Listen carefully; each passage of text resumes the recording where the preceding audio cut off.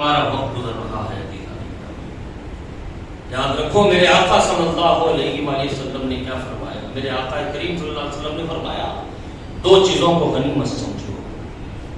ایک تمہاری صحت ہے اور دوسرے تمہیں جو وقت مل رہا ہے اس کو غنیمت سمجھو. یہ بلاغت والا کلام ہے میرے آقا صلی اللہ علیہ وسلم. جن کو گھاٹے میں قرار دیا گیا ان میں سے چنندہ لوگوں کو الگ کیا جا رہا ہے. سب گھاٹے میں نہیں ہیں، وہ فائدے میں ہیں، وہ بھلائی میں ہیں جو ایمان والے ہیں اور نیک اعمال جنہوں نے اختیار کیے ہوئے ہیں. وتواصوا بالحق، اور ایک دوسرے کو حق بات بتاتے ہیں، تاکید کرتے ہیں. وتواصوا بالصبر، اور صبر کی تلقین کرتے ہیں. اس بات کی تلقین کرتے ہیں کہ کوئی تکلیف تم تک پہنچی ہے تو اس پر کوئی گلہ شکوہ نہ کرو، صبر اختیار کرو. ہو سکتا یہ جو تکلیف تم تک پہنچی ہو یہ تمہارے کسی بدعمالی کا نتیجہ ہے جو دنیا ہی میں تم کو اس کا بدلہ چکایا جا رہا ہے، یا پھر تمہاری آزمائش کا ایک سلسلہ ہے کہ اس کے بدلے میں اللہ تعالیٰ تمہاری سانس باہر آئی رک گئی یا سانس اندر گئی رک گئی تو پھر انسان تو ختم ہو جائے گا.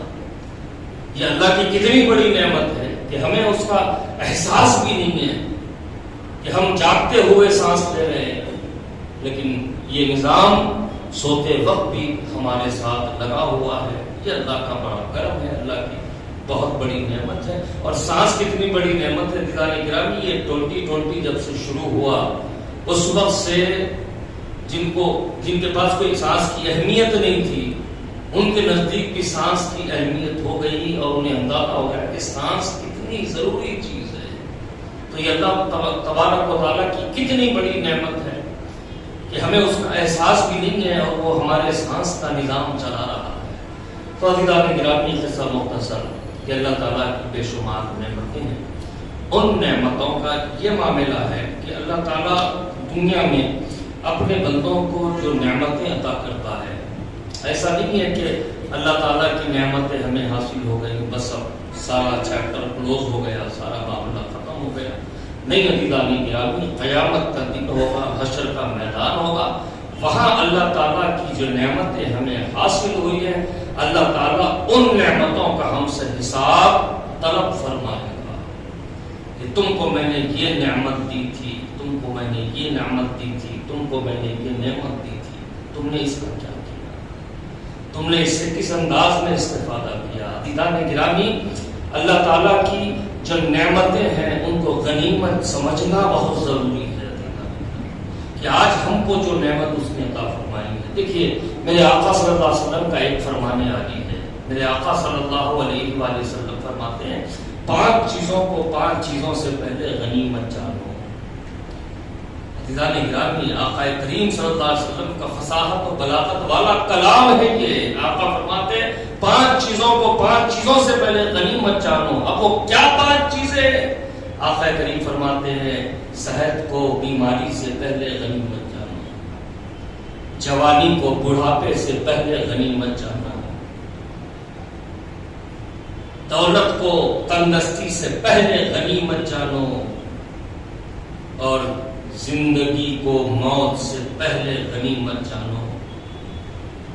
عزیزان گرامی، میرے آقا صلی اللہ علیہ وسلم کا یہ فصاحت والا کلام، بلاغت والا کلام ہمیں کیا احساس دلا رہا ہے؟ ہمیں احساس دلا رہا ہے کہ تم اپنی زندگی میں جو وقت تمہیں ملا ہے اس کی قدر کرو. صحت کو غنیمت جانو بیماری سے پہلے. عزیزان گرامی، آج ہم صحت مند ہیں، صحت یاب ہیں، صحت والے ہیں، تندرست ہیں. ہمیں اس بات کی کوئی پرواہ نہیں ہوتی کہ کل ہمارے ساتھ کیا معاملہ ہوگا، لیکن اسی صحت والے جسم کو، تندرست جسم کو اگر کوئی بیماری آ لگے تو عزیزان گرامی پھر ہم تو کسی کام کے لائق نہ رہیں.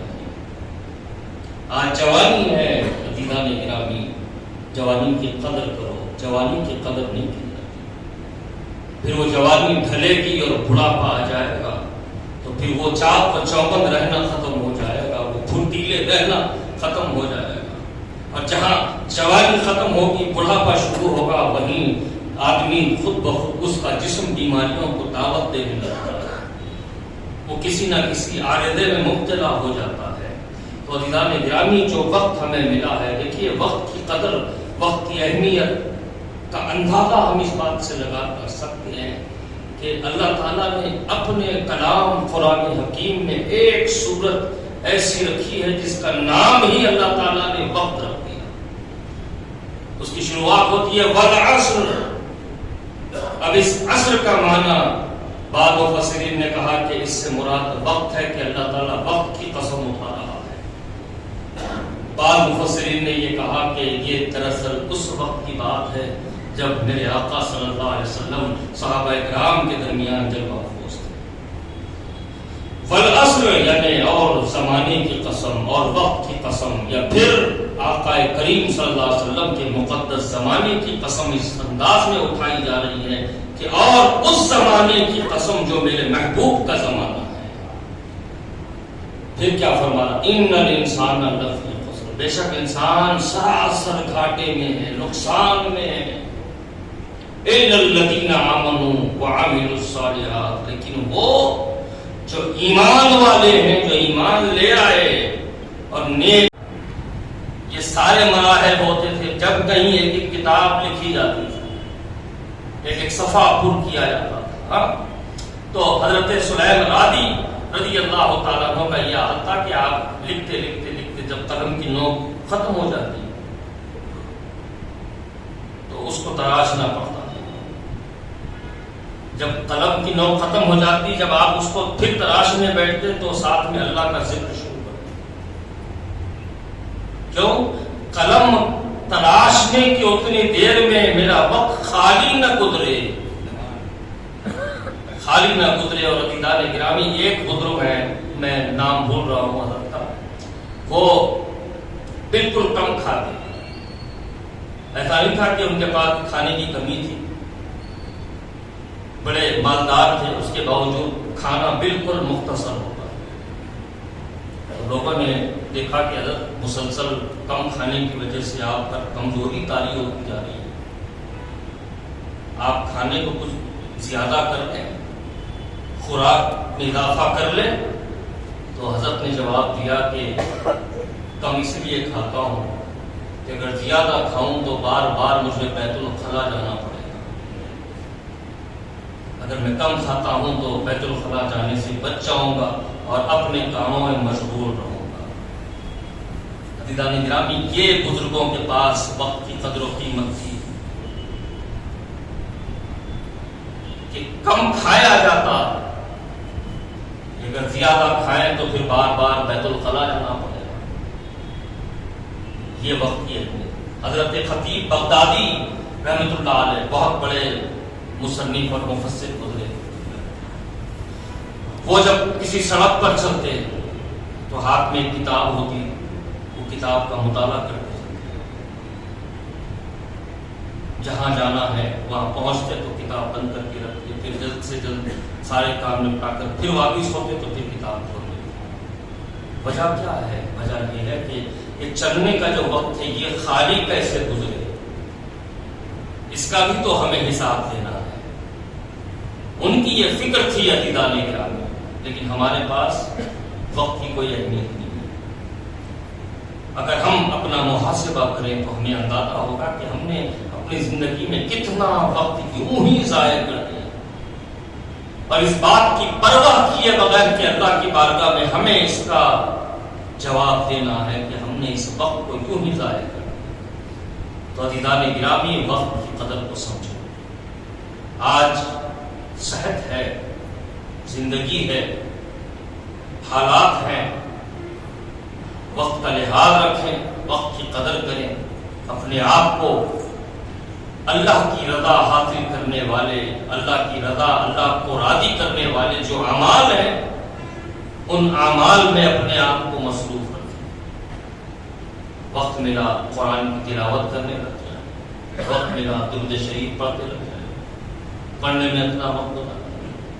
وقت ملا عزیزان گرامی اللہ تعالیٰ نے خود ہمارے آرام کا کتنا لحاظ اس نے فرمایا. آپ دیکھیں یہ نمازوں کا جو نظام ہے، فجر کی نماز ہے، ظہر کی نماز ہے، عصر کی نماز ہے، مغرب کی نماز ہے، عشاء کی نماز ہے. اب آپ غور کریں، سورج نکلا طلوع آفتاب کا وقت ہے تو فجر کا وقت ختم ہو گیا، پھر اچھا ایک ٹائم ملا، پھر ظہر کا وقت آ گیا، پھر ایک ٹائم ملا، عصر کا وقت آ گیا، پھر ٹائم ملا، پھر مغرب کا وقت آ گیا، پھر ٹائم ملا، عشاء کا وقت آ گیا۔ جب عشاء کی نماز ہم پڑھ چکے، اب غور کریں عزیزان گرامی، اللہ اگر چاہتا تو 2 بجے 3 بجے 4 بجے رات کی بھی نماز رکھ دیتا، 1:30 بجے کی نماز رکھ دیتا، 12 بجے کی نماز رکھ دیتا، لیکن اس نے عشاء کی نماز سے لے کر پھر فجر تک کوئی اور دوسری نماز کو فرض نہیں فرمایا۔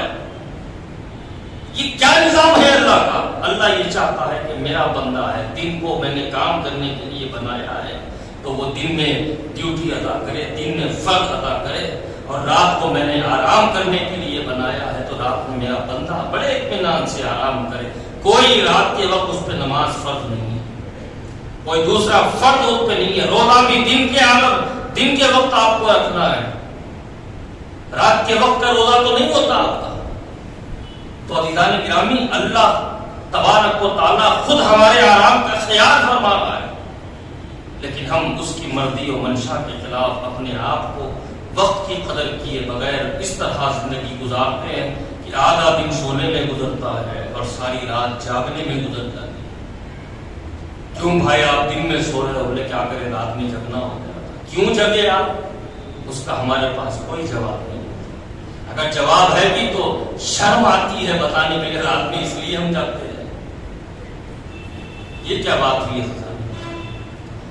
آج ہمارے معاشرے کی جو بڑی خرابیاں ہیں جو ہمیں مسلسل زوال کی طرف لے جا رہی ہیں، ان میں سب سے بڑی بات یہ ہے کہ ہم نے وقت کی قدر کو سمجھنا چھوڑ دیا۔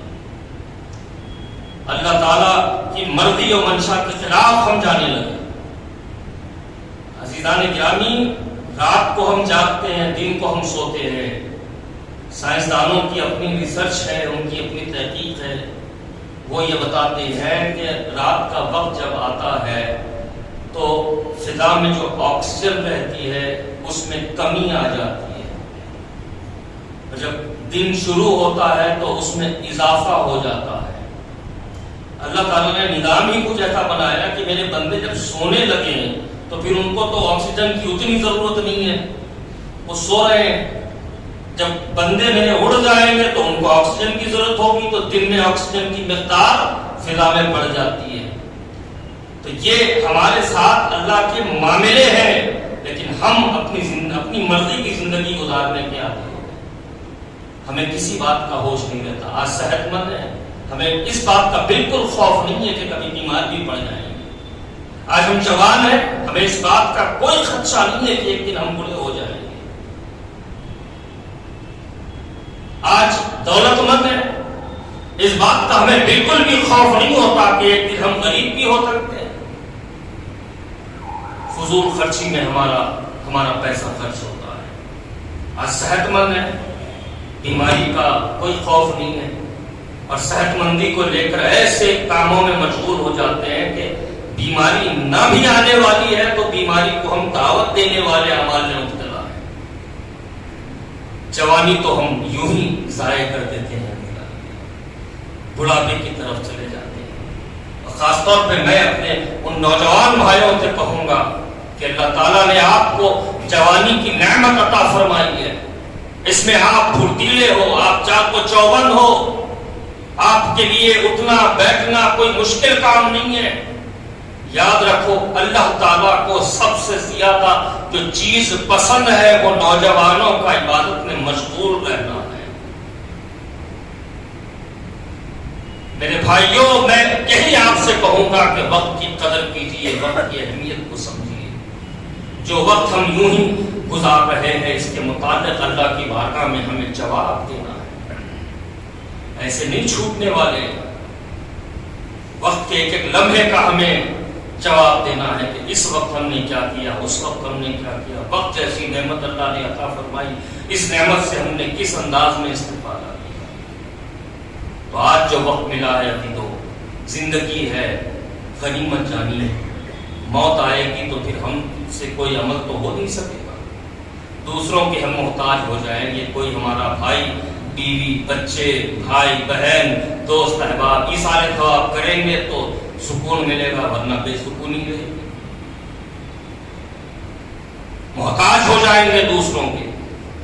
زندگی ملی ہے، اپنے لیے کچھ کر سکتے ہیں، اپنی آخرت کی عمدگی کے لیے کچھ کر سکتے ہیں، تو ایسے کاموں میں اپنے آپ کو مشغول رکھیں۔ اور یہ دعوتوں کا جو سسٹم ہے عزیزان گرامی، کہ رات دیر گئے دعوتیں شروع ہو رہی ہیں، آدھی آدھی رات تک دعوتیں چل رہی ہیں، سارا نظام الٹا کرنے کے چکر میں ہم آ گئے، تو نتیجہ کیا ہو رہا؟ ایسی بلائیں، ایسی وبائیں ہم پر مسلط ہو رہی ہیں کہ ہم مجبور ہو کر گھروں میں بند ہونے پر مجبور ہیں، مجبور ہو کر اپنے چہرے چھپا کر پھرنے پر مجبور ہیں۔ یہ کیوں ہو رہا ہے عزیزان؟ یہ وجہ یہ ہے کہ اللہ تعالیٰ نے دنیا میں کائنات کا جو نظام بنایا ہے، بندہ اس کے خلاف جانے کی کوشش میں، نتیجے میں ایسی بلاؤں، ایسی وباؤں میں وہ گرفتار ہے، کسی سے کچھ کہہ نہیں سکتا، کس سے کہے؟ سب اسی بلا سے پریشان ہے، سب اسی وبا سے پریشان ہے۔ آج بھی حالات بدل سکتے ہیں عزیزان گرامی، جب بندہ اللہ کی مرضی و منشا کے مطابق زندگی گزارے، اس کے پیش نظر اللہ کی خوشنودی، اللہ کی رضا رہے، حالات بدل سکتے ہیں۔ مصیبت لاکھ ہو، پریشانیاں لاکھ ہوں، بلائیں ٹوٹی پڑی ہوں، وبائیں پھیلی ہوئی ہوں، ایسے میں بھی بندہ بڑے اطمینان و آرام سے زندگی گزار سکتا ہے، کیونکہ وہ اللہ کی مرضی کے مطابق زندگی گزار رہا ہے، تو اللہ تعالیٰ اس کو اپنے فضل سے حفاظت عطا فرما رہا ہے، ہر معاملے میں محفوظ ہو جائے گا۔ تو یہی درخواست ہے، یہی گزارش ہے کہ وقت کی اہمیت کو سمجھیں۔ دیکھیے فجر کی نماز ہے، فرض ہے، رات میں کوئی ایسا کام نہ کرے کہ جس کی وجہ سے فجر کے ضائع ہونے کا خدشہ ہو، ڈر ہو کہ فجر نہ چھوٹ جائے۔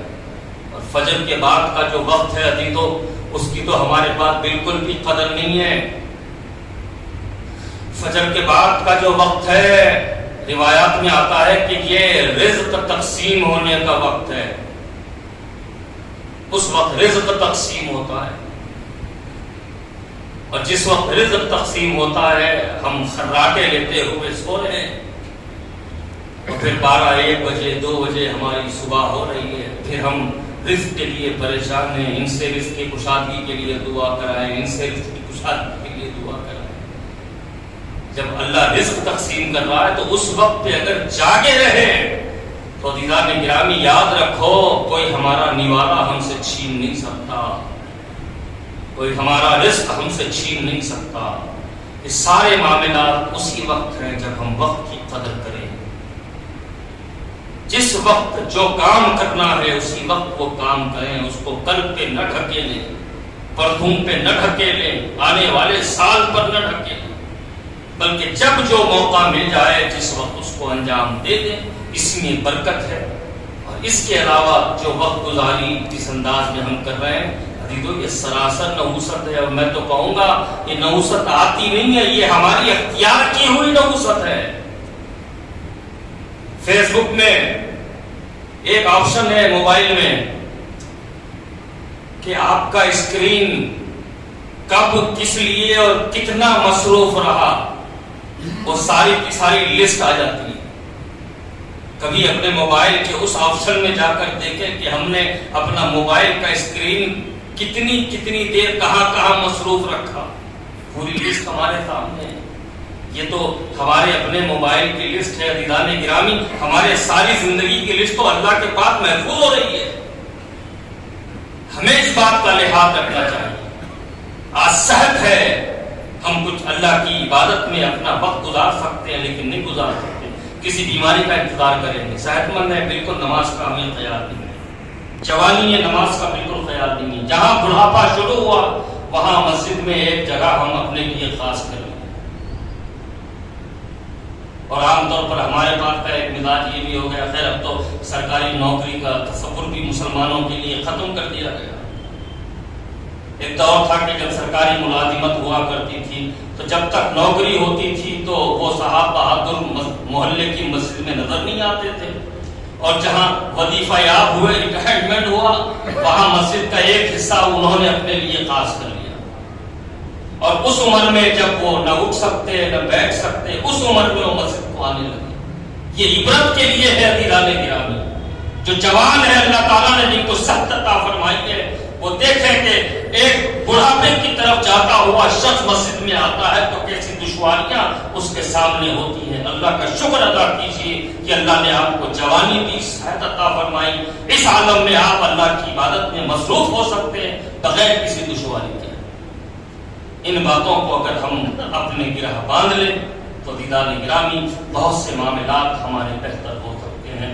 آپ حضرات سے یہی درخواست ہے کہ اللہ تعالیٰ کا جو بنایا ہوا نظام ہے اسی کے مطابق آپ اپنی زندگی گزاریں۔ یقیناً بلائیں بہت ہیں، یقیناً وبائیں بہت ہیں، پھر سے چہرے چھپا کے پھرنے کا وقت آ گیا ہے، اور ہر روز اطلاع مل رہی ہے فلاں علاقے میں 2 کیسز مل گئے، 3 کیسز مل گئے، پھر پتہ نہیں حکومتیں کس قسم کا کھیل کھیلنے والی ہیں۔ پہلا لاک ڈاؤن تھا، لوگوں نے خود بھی کھایا، دوسروں کو بھی کھلایا۔ دوسرا لاک ڈاؤن آیا تو اس وقت دوسروں کو کھلانے سے مجبور ہو گئے، اپنے کھانے کی فکر ہو گئی۔ اب اگر لاک ڈاؤن ہوگا عزیزان گرامی تو اور بھی برا وقت ہمیں دیکھنا پڑے گا۔ اللہ ہمارے ملک پر رحم فرمائے، اللہ ہمارے ملک پر کرم فرمائے، بالخصوص دنیا بھر میں جو امت مسلمہ ہے اللہ تعالیٰ اس پر اپنا فضل خاص اور کرم خاص فرمائے، اور ان وباؤں سے بلاؤں سے امت مسلمہ کی حفاظت فرمائے، اور ان بلاؤں آفتوں کے وقت میں جو ایک دوسرے کی مدد کرنے کا ہمیں جذبہ ہے لیکن حالات نہیں ہے، اللہ تعالیٰ پہلے تو ایسا وقت نہ لائے، اگر وقت آ بھی جائے تو مولا تعالیٰ ہمارا جو جذبہ ہے ہمیں اتنا نواز دے کہ اپنے پڑوسیوں کا بھی ہم خیال رکھ سکیں، اپنے دوست احباب کا بھی ہم خیال رکھ سکیں، اپنے جان پہچان والوں کا بھی خیال رکھ سکیں۔ عزیزان گرامی آنے والے حالات پتہ نہیں کس قدر دردناک ہوں گے، کس قدر شدید ہوں گے، اس کے لیے ہم اپنے آپ کو تیار رکھیں، لیکن تیاری ہماری کیسے ہو عزیزان گرامی؟ 50-50 60 لاکھ کی شادیاں ہو رہی ہیں، فضول خرچی کی انتہا ہو رہی ہے، تو اس پر بھی کنٹرول ہونا بہت ضروری ہے۔ آج ہمارے پاس دولت ہے، غریبی سے ڈریں، تندرستی سے ڈریں۔ یہ نہیں کہ تندرستی کا آنے کا مطلب یہ نہیں ہے کہ کسی کی مدد کریں تو تندرستی آ جائے گی، نہیں، آپ کسی کی مدد کرو گے، اللہ کا بندہ ہے، آپ اس کی ادھر مدد کرو گے، اللہ تعالیٰ دوسری طرف سے آپ کو ایسا نوازے گا کہ آپ کی عقل خود حیران ہو جائے گی۔ تو ایک دوسرے کی مدد کا خیال رکھیں، ایک دوسرے کی ضرورتوں کا خیال رکھیں، اور وقت کا لحاظ کریں، اپنی صحت کو غنیمت سمجھے، زندگی کو غنیمت سمجھے۔ اللہ تعالیٰ آپ پر ہم پر فضل فرمائے۔ اور عزیزان گرامی ایک درخواست آپ حضرات سے یہ ہے کہ گزشتہ منگل کو میرے والد کے چچیرے بھائی تھے ڈاکٹر سید عنایت اللہ قادری جمیل پاشا صاحب، جو تقریباً انہوں نے 45-46 سال مدینہ پاک میں گزارے۔ جو مدینہ شریف میں رہنے والے لوگ تھے وہ بتاتے تھے کہ روزانہ عشاء کی نماز کے بعد باب بلال کے پاس وہ موجود ہوتے اور کافی دیر تک لوگوں سے ملاقاتیں کرتے۔ پھر یہ لاک ڈاؤن کے سلسلے میں ان کو حیدرآباد آ جانا پڑا، اس کے بعد وہ ایک ہی مہینے میں علیل بھی ہوئے، پھر اللہ کو پیارے بھی ہو گئے۔ میں آپ حضرات سے درخواست کروں گا کہ ان کے لیے دعائے مغفرت فرمائیں، اللہ تعالیٰ ان کے درجات بلند فرمائے، ان کی کامل مغفرت فرمائے، اور جو بیمار ہیں اللہ تعالیٰ ان کو صحت کاملہ و عاجلہ عطا فرمائے، جو بزرگ ہیں ان کی عمروں میں دراز کی عطا فرمائے، جو ان بلاؤں وباؤں سے متاثر ہے مولا ان کو ان بلاؤں وباؤں سے محفوظ و مامون فرما، جو محفوظ ہے مولا ان کو مزید حفاظت عطا فرما۔ وآخر دعوانا الحمدللہ۔